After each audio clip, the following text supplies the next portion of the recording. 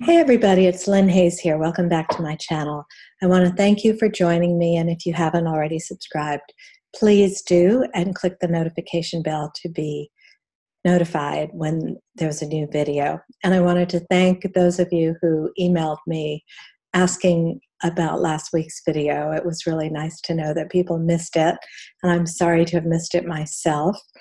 But I'm going to really work hard to get back on a regular schedule, except next week I will not be able to. I'm going to be in Greece. I'm terribly excited about this trip.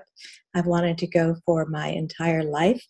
So I'll be posting pictures on my Instagram feed. If you want to join me there, you can. I hope to revisit the Delphic Oracle that I have dreamed about for a lot of my life. And of course, astrology, the Western astrology that we practice now, is based in ancient Greece. So this video is going to cover 2 weeks worth of astrological news. I'm going to try not to ramble, but it might get a bit long. So grab a cup of coffee or a glass of water, some tea, and let's dive into it. So there's actually a lot of stuff going on right now. I did post an article earlier today. 3 planets are changing signs, and 2 planets are changing direction. So let's start with that. Saturn and Pluto have both been moving towards a conjunction. A conjunction occurs when 2 planets are right next to each other. Their energies are fused, and they work together. So Saturn is a planet of hard work, discipline, challenge. Saturn often creates tests and difficulties for us. Pluto is an outer planet, a transformational force. Pluto inspires us and sometimes creates destruction of the past so that we can move forward. Not everything from our past, but Pluto will definitely come through if there's something that isn't really serving us when we have a transit of Pluto. Often those things sort of disappear from our life.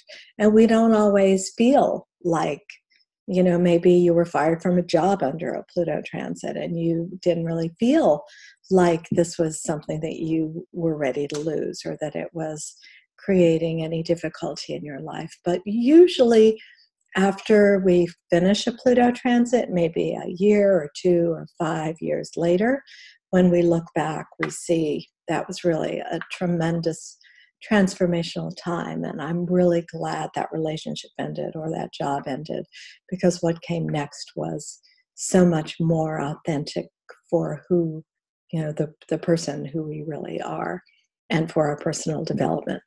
So Saturn and Pluto are the 2 heavies in the astrological pantheon. And so when they're conjunct, when they're working together, things can get a little rough. So the last time Saturn and Pluto aligned was in 2010. And that was right in the middle of the economic downturn. So my personal belief is that next year, especially when these 2 align, that we are going to get a real contraction in the economic systems. And this is global. This isn't just in your personal life, but this is for everywhere. So Saturn and Pluto are moving closer and closer and closer to this conjunction. They're not ever quite going to make it this year. So that won't happen until January. But right now, they're about as close as they're going to get. They're both going to turn retrograde at the end of the month within a few days of each other. So that means from our perspective, it will look like they're moving backwards. Planets don't really travel backwards. I'm sure you've heard of Mercury retrograde, when Mercury appears to be moving backwards in the sky. But when planets move backwards, it's part of this normal cycle where planets are moving forward, especially the outer 3 planets are retrograde half the year typically. So there's times when we're moving forward where the energies are propelling us in a forward direction, and then we have to pull back and rethink and reevaluate and re-examine what's going on. So when a planet is preparing to change direction, it comes to a virtual standstill in the sky. And when it does that, it's like a laser beam of light, beaming Saturn and Pluto. So beaming this kind of intensity of hard work and facing reality and not entertaining illusions, which is what Saturn imposes. And then Pluto, which is sort of, just this intense influence of change and letting go and surrender. And the fact that these two planets are straddling the south node of the past suggests that this is really a time when a lot of stuff is coming up for a lot of people from their past that they need to sort of process and then release. This is not like Chiron, where it's a lot of emotions that need to be released, but Saturn and Pluto, there's like a karmic release. There may be karmic debts that are coming up that maybe we've been putting off. These relationships haven't been working, we've been ignoring them, and now it's all coming to a head. And that's going to especially be true, my friends, at the Libra Full Moon, which is at 29 degrees Libra. And that is going to occur on April 19th. So just in a few days. Full moons typically last for a few days before and a few days afterwards in terms of their influence. So Libra is the sign of relationships, peace, and harmony. It's at the 29th degree, the last degree of completion. So I want to touch just for a second on cusps. A cusp will happen, this idea that you're half this sign and half that time, that's just mostly sloppy calculations for the sake of newspaper horoscopes, where you have to sort of pick one. And if you were born on the 20th or the 21st, you might be one, you might be the other. At the very end of one sign, you do, like at the last degree of Libra, we are starting to bleed into the Scorpio energy. But once you get into the next sign, you're fully in there. You're no longer in that cuspy realm. But this full moon is at the last degree of Libra. Right after the full moon, the moon is going to slip into Scorpio. So this is another metaphor for this idea of release, moving forward, having to pull up some sort of memory or some sort of interaction from the past that maybe needs to be cleaned up a little bit. The full moon, because it's a Libra full moon, it is urging us and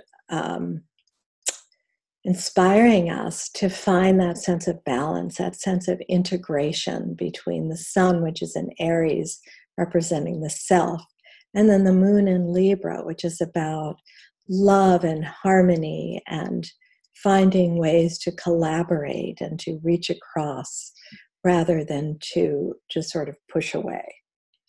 So a lot of change, a lot of experiences that might force you to deal with some things maybe that you haven't wanted to. But I promise if you do, it will help you to move forward once all of these things have moved on.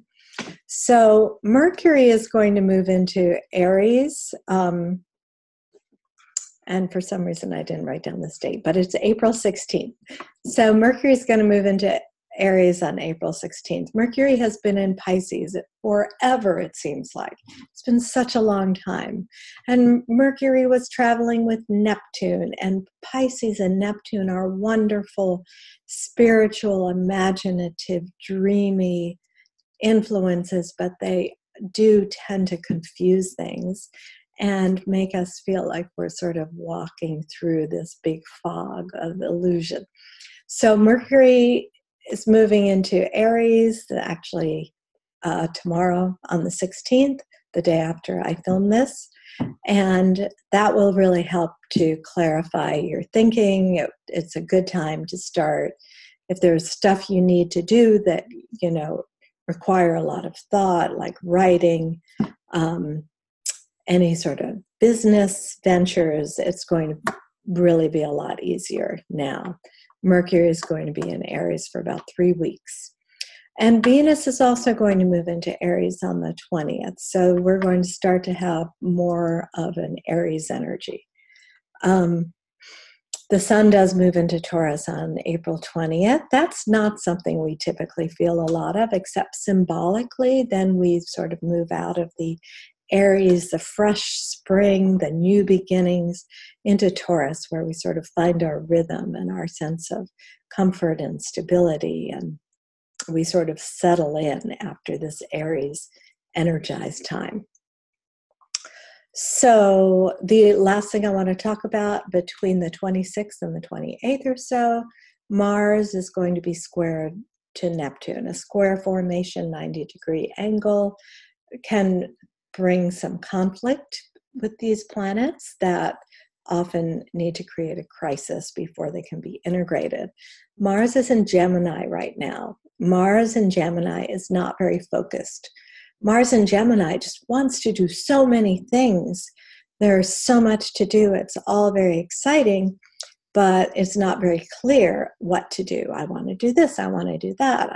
What's next?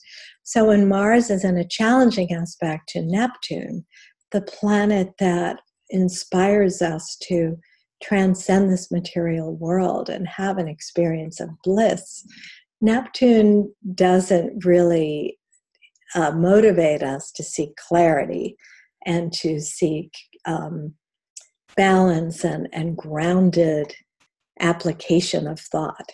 So between the 26th and the 28th, fabulous time to be creative, to create music, to go to the beach. But that is not going to be the best time for doing anything that really requires a lot of focus. The other thing is, when Mars is square Neptune, sometimes our energy level can really drop. And it can also, there can be a lot of passive aggressive energy, because Mars is our assertiveness and Neptune sort of is this dreamy influence. So just sort of watch for that. Watch for communication that's not really clear, for people not really saying what they mean, not because they don't want to, but just because it's all too confusing. And just wait till after the 28th, everything will start to clear up. So if you've made it this far, we're done now with this news, and I'd like to invite you, if you're not already on my mailing list, I'll leave the link in the description box. You'll get a monthly report on where the planets are heading before we actually talk about it. So thanks so much, and I hope you have a great couple of weeks.